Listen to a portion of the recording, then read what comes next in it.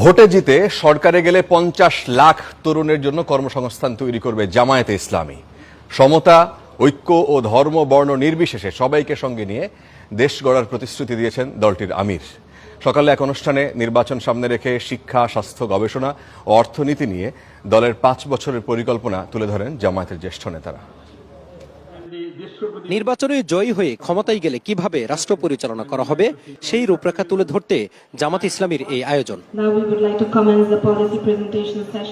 প্রায় 40টি বেশি দেশের প্রতিনিধি, রাজনৈতিক দলের শীর্ষ ব্যক্তি, সুশীল সমাজের প্রতিনিধি, লেখক, গবেষক ও সিনিয়র সাংবাদিকরা যোগ দেন এই আয়োজনে। সূচনা বক্তব্যে নতুন বাংলাদেশ গড়ার রূপরেখা তুলে ধরেন জামাতের আমির ডাক্তার শফিকুর রহমান। দুর্নীতিমুক্ত দেশ গড়ার প্রতিশ্রুতি দিয়ে সমতা, ঐক্য ও ধর্ম বর্ণ নির্বিশেষে সবার স্বপ্নকে ধারণ করার কথা জানান তিনি। বিভাজন নয়, ধর্ম বর্ণ নির্বিশেষে সব মানুষকে নিয়ে একসাথে কাজ করব। জুলাই শহীদদের আত্মত্যাগ বৃথা যেতে দেব না। তরুণরাই দেশের আসল সম্ভাবনা, আর জামায়াত তাদের মেধা ও শ্রমকে কাজে লাগাতে বদ্ধপরিকর। দেশের আর্থসামাজিক উন্নয়ন ও অর্থনৈতিক পরিকল্পনায় ইতিবাচক পরিবর্তন আনার আভাস দেন তিনি। বলেন, ব্যবসা বাণিজ্য প্রসারে বিদেশিদের সাথে সমন্বয় করে কাজ করার পরিকল্পনা আছে তার দলের।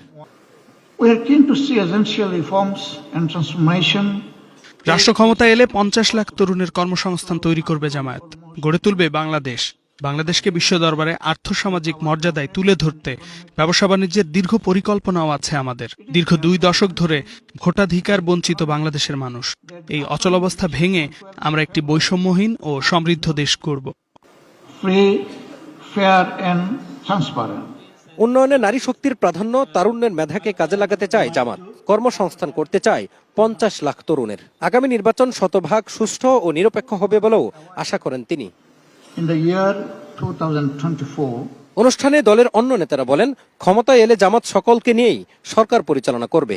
আমরা এমন একটি দেশ করব যেখানে পুরুষ তো বটে, একজন মহিলা নির্বিঘ্নে রাত 2টায় তার পথ চলতে পারে।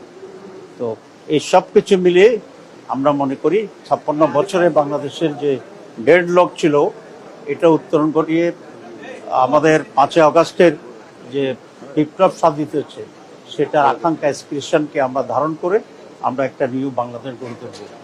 দিনব্যাপী এই আয়োজনে শিক্ষা, স্বাস্থ্য, গবেষণা ও অর্থনীতি নিয়ে 5 বছরের পরিকল্পনা তুলে ধরেন বক্তারা, যেখানে তরুণদের কর্মসংস্থানকেই বেশি প্রাধান্য দেওয়া হয়েছে। Mazharul Islam, star news, Dhaka.